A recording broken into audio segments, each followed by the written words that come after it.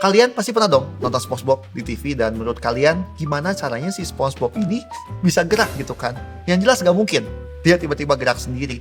Jadi si SpongeBob dan teman-temannya atau dia ini yang suka nongol tiba-tiba, ini tuh dibuat di sebuah aplikasi yang disebut sebagai Adobe After Effects. Dan gak cuma dia, tapi ini dan ini juga dibuat di sini. Ayo kita bahas bareng-bareng.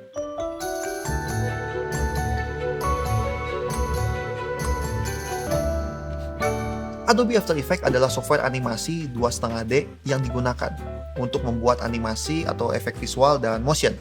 Misalnya itu kayak animasi Kobe ini. Tembakan yang dikeluarkan dari tangan Iron Man atau tulisan yang suka gerak-gerak kayak gini. Oke, aplikasi ini kan emang keren banget ya. Bisa ngegerakin gambar atau ngasih efek yang gak biasa gitu. Dan gak cuma itu. Nyatanya kemampuan ini juga dibutuhin banget karena makin banyak pembuatan konten dalam bentuk video tadi gitu. Jadi kalau kalian punya skill ini, itu tuh akan jadi nilai plus banget kalian sebagai video editor. Video editor tuh bertanggung jawab buat ngumpulin dan ngolah beberapa materi jadi dalam satu bentuk video utuh ya, yang siap untuk disebarluaskan dan lebih enak lah ditonton. Misalnya kayak video yang lagi kalian nonton ini sekarang gitu. Kalau waktu syuting sih gak mungkin efek-efek tadi muncul gitu. Jadi ya tadi yang ngegabungin footage gue lagi ngomong ini, terus Kobe lagi makan tuh, lagi makan bakso di samping, dan tulisan yang muncul ini, ya itulah si video editor tadi. Selain jadi editor video, kalian juga bisa jadi motion graphic designer. Tugasnya adalah bikin kalian desain grafis yang tadinya statis jadi gerak. Misalnya kayak logo bumper, kok bisa tadi yang di awal. Nah, kurang lebih kan kalian jadi tahu peluang karir dari si video editor tadi. Nah, langsung aja kita masuk After Effects biar nggak pusing. Ini tampilan awal-awal. Kalau After Effects, ini kan gue ada recent project ya. Kalau misalnya kalian belum pernah, biasanya kosong. Udah langsung aja ke new project kalau mau bikin new. Nah, ini kurang lebih tampilan interface-nya. Jadi gue bakal sedikit jelasin apa aja yang dalam sini. Kayak mirip kemarin kita belajar si Illustrator. Bagian atas itu disebut dengan menu bar, yang isinya ada beberapa menu. Di bawahnya ada toolbar. Dan di sini ada beberapa icon yang bisa kalian pakai nanti buat sebagai tools bikin animasi atau motion graphic tadi. Misalnya kayak ada pen tool, text tool, shape, dan lain-lain. Nah, namanya agak mirip ya kayak si Illustrator tadi. Terus di bagian kiri ini ada sejenis kayak library. Ini tuh tempat kalian masukin project atau elemen desain yang nanti mau dibuat ke dalam satu video gitu.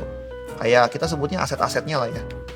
Lanjut ke kanan, ada beberapa tab kayak effect dan preset. Ada align, libraries, paragraph, dan lain-lain gitu. Ini tuh kalau kalian klik akan muncul pengaturan yang lebih banyak lagi. Nah, tuh kan. Jadi itu bisa di otak-atik sih, itu bisa diklik-klik kayak gini. Nah, di bagian bawah ini adalah tempat kalian akan ngerjain si projectnya. Di bagian kiri akan kalian tuh ngelihat banyak detail effect, dan yang bagian kanan adalah timeline yang ada kursor ini gitu. Oke, biar nggak bingung, langsung aja kita coba praktekin ya. Pertama-tama pastinya tuh kita harus bikin kayak kalau di Adobe Illustrator tadi tuh kayak artboardnya, kayak kanvas kerjanya. Nah, itu biasanya ada di sini nih. Create New Composition atau bisa diklik kanan. Nah, klik New Composition. Ini ada beberapa setting, misalkan kita namain Composition 1 deh. Nah, ini resolusinya sebenarnya dia udah adain beberapa preset nih. Pengen 4K itu ya kan. Pengen cuma Full HD. Tapi katakanlah kita custom, terus juga pengen. Nah, biasanya tuh kita kayak gini. Full HD aja. Dan ya ID-nya terserah pengen mana, cuman kalau pengen aman biasanya tim bisa kita pakai square pixel aja. Frame rate bisa dipilih. Kalau emang pengen smooth banget bisa sampai 120 gitu ya. Cuman biasanya tim bisa kita pakai 30 gitu. Nah, ini duration. Jadi itu dalam satu timeline atau dalam satu kanvas ini, karena kan di sini kita ngomongin video, pengen berapa lama? Pengen sejam, pengen semenit gitu. Walaupun nanti di tengah project ini tetap bisa diganti kok. Jadi aman. Kalau misalkan kalian awal-awal udah nggak kepikiran pengen durasinya berapa, ya udah seadanya aja. Nanti kalau kurang bisa tambahin, kalau kebanyakan bisa dikurangin. Ini background color. Misalkan pengen warnanya, nah kayak biru muda inilah. Walaupun nanti pun ini bisa diganti sih ketika di project. Atau biarin hitam deh, gitu biarin hitam. Jebret. Nah, kayak gini. Dan ini kanvas dimana kita akan bekerja. Yang pertama, kita akan kenalan sama salah satu tools di After Effects, yaitu Shape Layer. Gimana buat bikin shape? Kita kesini nih, di sini, jangan di atas sini ya. Nah, ini ada new shape. Jebret. Nah, biasanya itu dia akan otomatis pindah ke sini toolsnya nih. Yang rectangle tool, bisa juga yang lain. Ini mirip banget kayak di AI. Katakanlah kita pengen rectangle terus kita bikin kotak. Nah, udah tuh jadi satu objek. Dan si shape ini tuh beneran bisa kita otak-atik semau kita.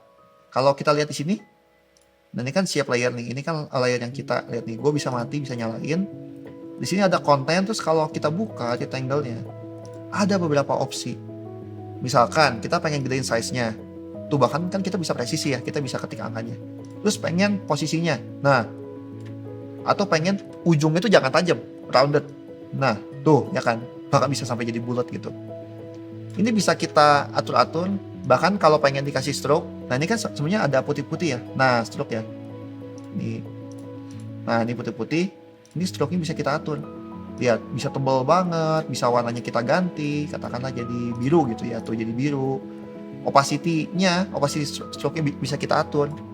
Ini emang sebenarnya After Effects tuh gue bilang kayak dapur lah. Bumbunya banyak banget, dan kadang kita nggak perlu pakai semuanya. Jadi pahamin aja pelan-pelan, tapi setidaknya di sini kalian jadi tahu ya posisi dimana kalau kalian pengen otak-atik si shape tool tadi. Nah, tools yang berikutnya pen tool. Ini mirip kayak si Illustrator. Ini gue tutup dulu ya biar rapi. Nah, terus ini nih si pen ini nih.